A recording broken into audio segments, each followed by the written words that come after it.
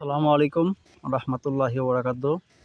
আশা করি আপনার সকলে ভালো আছেন। আলহামদুলিল্লাহ ভালো আছি। এটি হচ্ছে আপনার আমার হাতে প্রজননকৃত দেশের মধ্যে একটি ক্রস গাভী।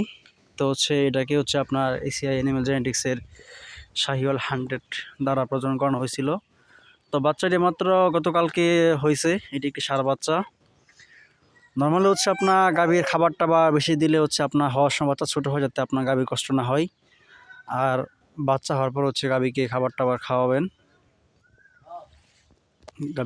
টাবার খাওয়াবেন, বেশি বেশি সবিন টবিন দিবেন। আর হচ্ছে গাভীকে বললেও কিন্তু যাও ভাত খাওয়ানো যাবে না।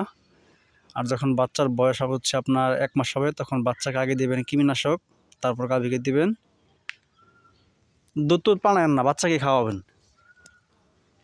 বাচ্চাটা সুন্দর, বাচ্চারা তাহলে তাড়াতাড়ি বড় হইব। যাক ভালো। বাচ্চার নাভিটা কিন্তু খেয়াল রাখবেন, ঠিক আছে? আচ্ছা, নাভিটা খেয়াল রাখবেন যাতে আপনার নাভিতে না হয়। আসসালামু আলাইকুম, ভালো আছেন?